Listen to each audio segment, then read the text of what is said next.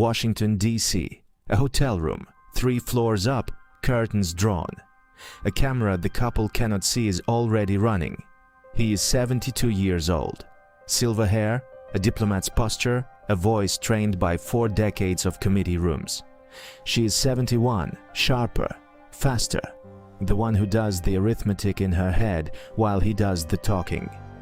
The man across the table has just told them he knows their handler. He has offered a cigar. He has said he can get a message to Havana. They believe him. "So when can we come?" she asks. She means it as a woman asks about a flight. She is asking about a spy academy. For nearly 30 years, Walter Kendall Myers and Gwendolyn Steingraber Myers gave the government of Cuba what the United States government paid him to protect.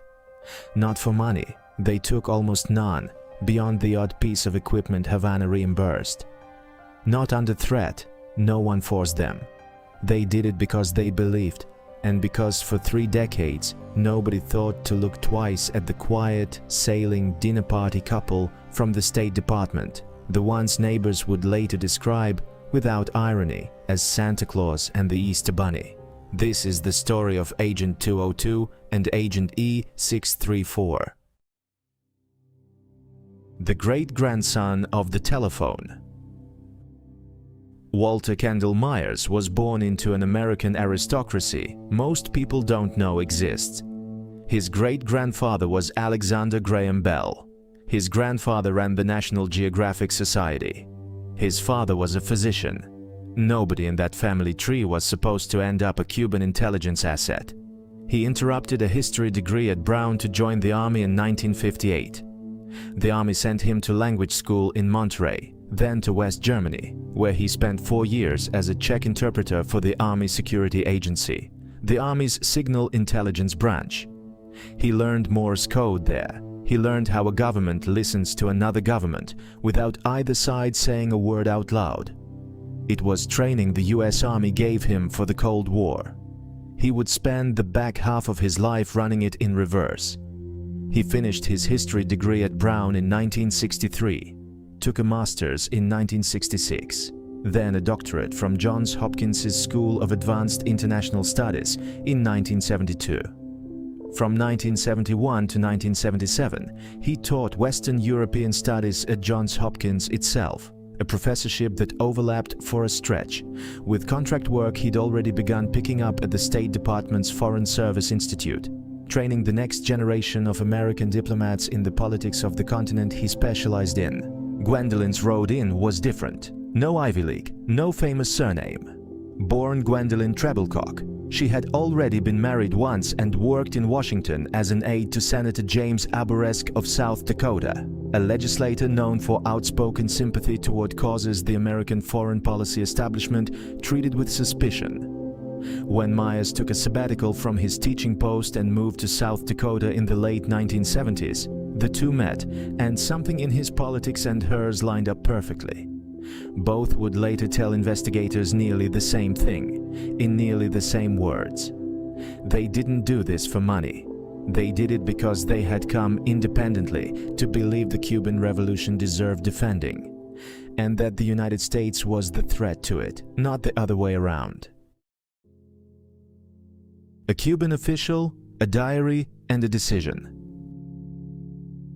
In December 1978, a Cuban government official gave a guest lecture at the Foreign Service Institute.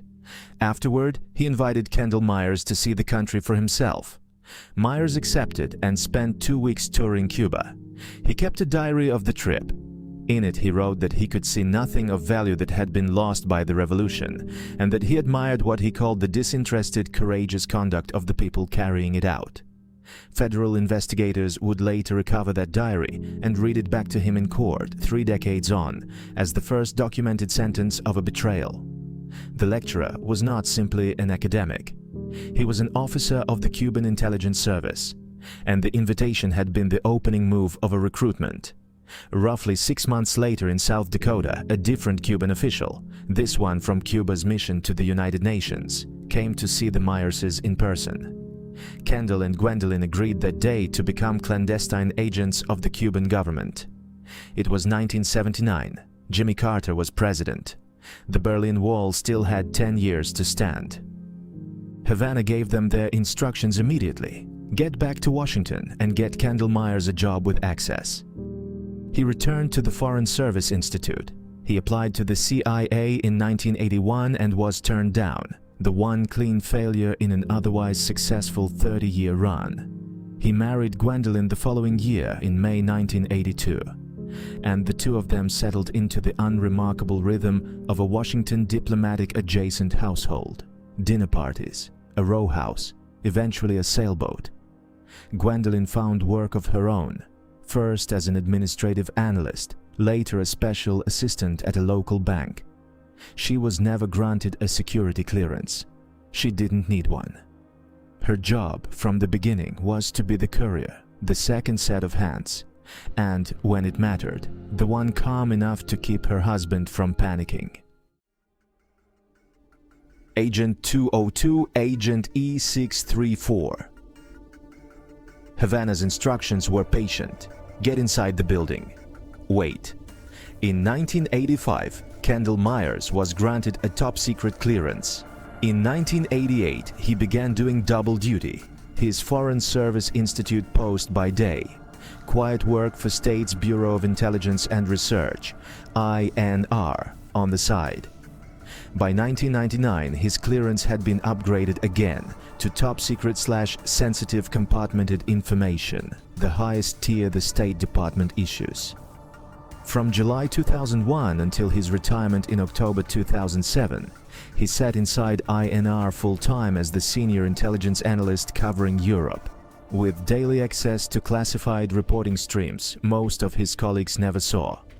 The Tradecraft was old-fashioned by design, deliberately low-tech, because low-tech doesn't leave a digital trail.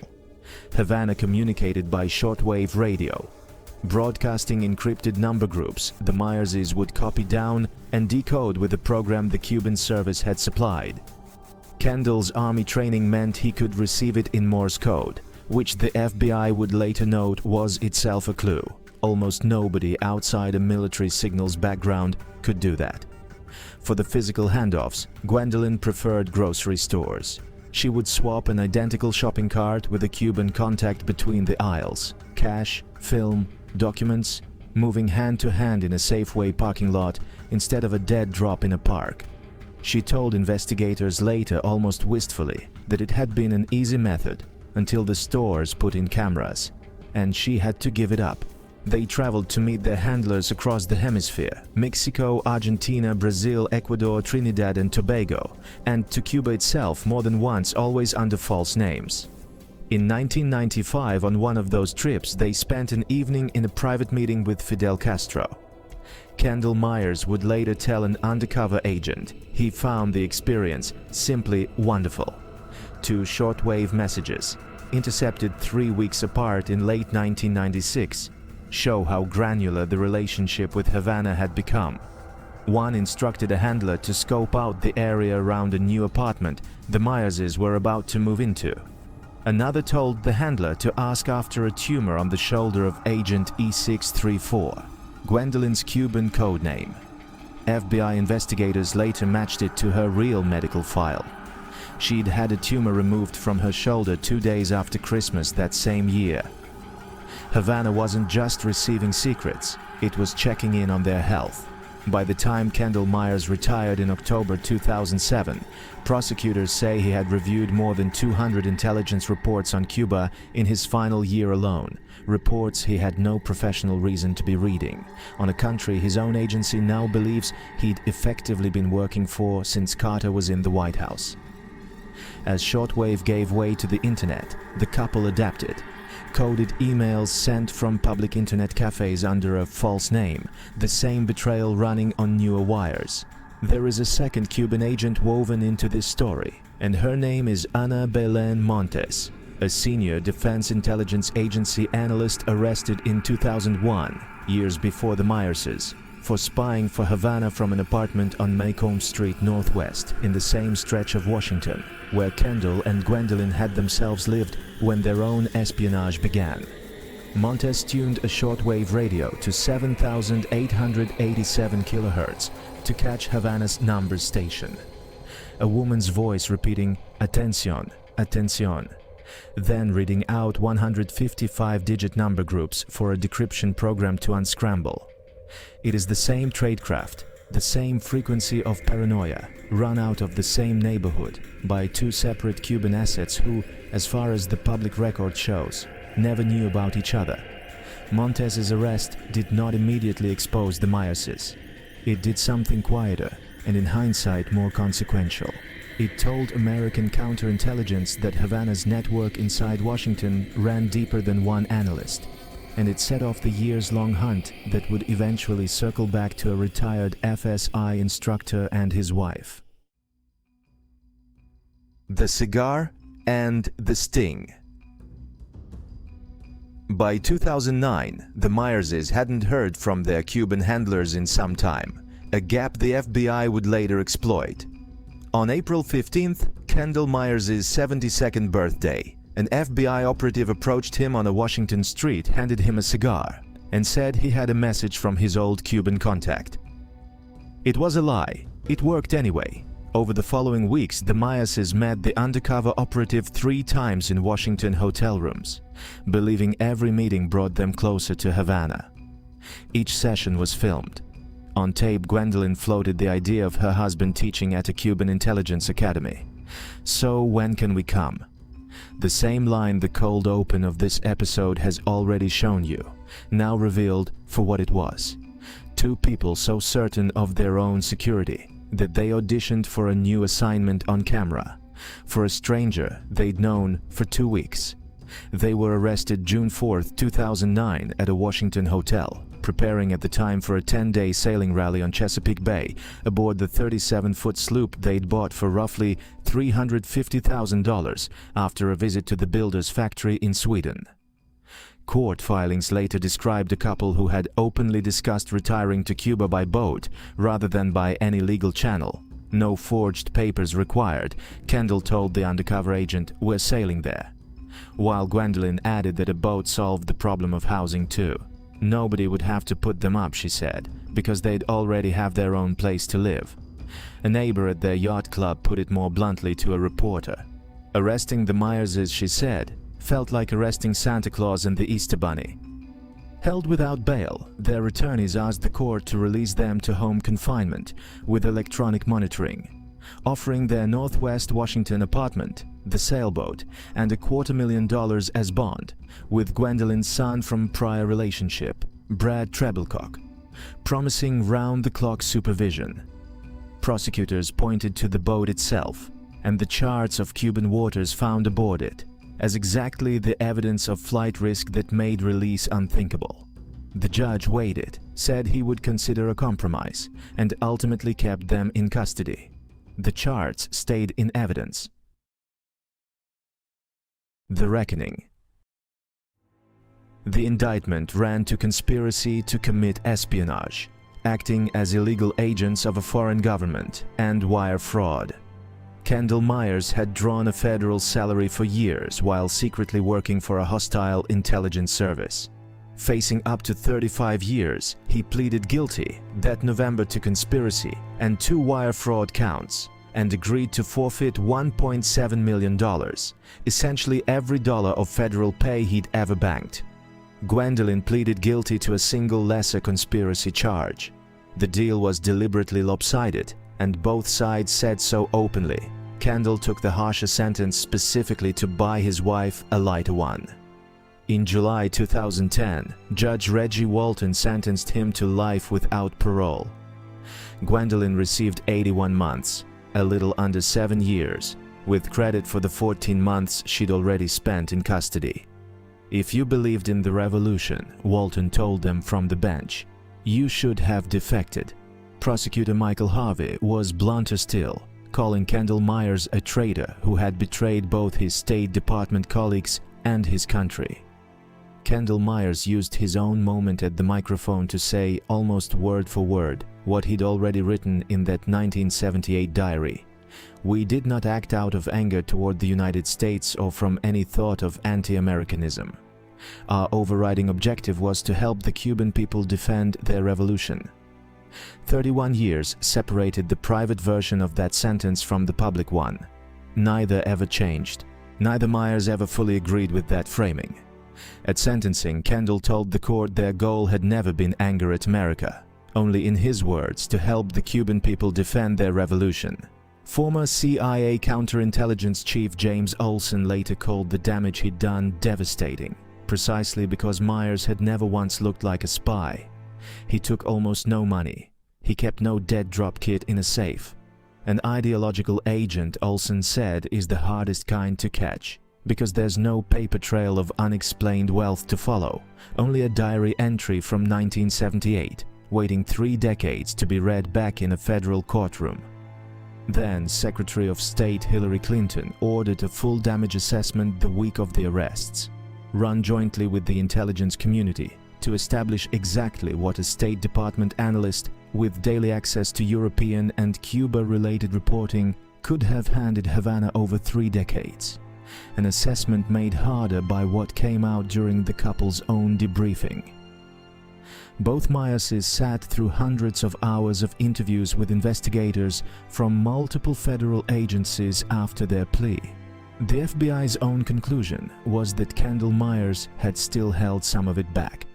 His defense attorney disputed that reading, insisting his client had worked diligently to recall everything relevant to the case.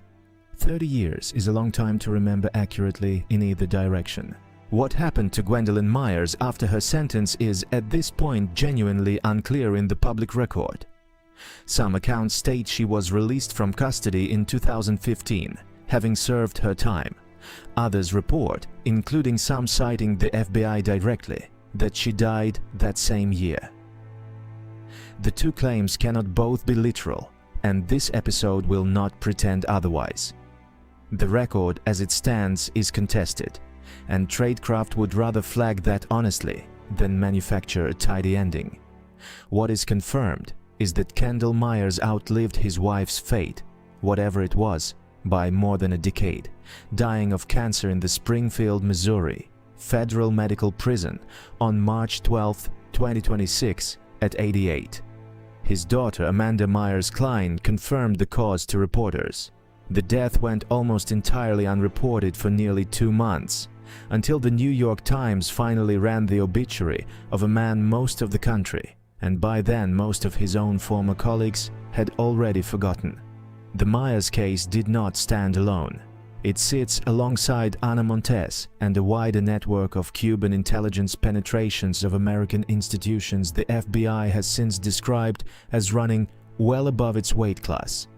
Small, patient, ideologically driven, and for decades almost entirely uncaught. What Myers teaches. Unlike Penkovsky, who sold Soviet secrets to the West because he'd lost every shred of faith in the system he served, Kendall and Gwendolyn Myers never lost faith in anything. That is the uncomfortable center of this case. Most espionage stories this show has told involve a defector's despair or a defector's greed. The Myerses are neither. They are a diplomat and his wife who looked at a revolution 3,000 miles from their own dinner table and decided quietly for 30 years, without a single payment worth mentioning, that it deserved more loyalty than the country whose secrets Kendall Myers had sworn an oath to protect. That is what makes an ideological spy so dangerous and so rare. Not the tradecraft. The shortwave sets and the shopping cart swaps were, by 2009, museum pieces, even by Havana's own admission. What made the Myerses effective was 30 years of being exactly what nobody was looking for. Not desperate, not indebted, not bitter, just certain. The FBI has since said publicly that Cuban intelligence built its American networks this way on purpose, recruiting believers out of elite universities and diplomatic postings years before those recruits ever touched a classified document, so that by the time access arrived, the loyalty was already old news to everyone involved except the government being betrayed. Two people who believed all the way to a Washington hotel room and a hidden camera that they were still on the right side of history, even as the country they'd spent 3 decades protecting quietly finally closed in. Next time on Tradecraft. Not every mole works alone. Some networks last for decades, survive purges, outlast the men who ran them, and answer, in the end, not to a foreign intelligence service, but to an American political party that no longer exists in the shadows it once controlled. For nearly 40 years, the FBI ran an informant so deep inside the Communist Party USA that he became one of its most trusted leaders, reporting every meeting, every directive from Moscow, every internal betrayal back to Washington, while the party never once suspected the man they called their own. His codename was Solo. Next time on Tradecraft.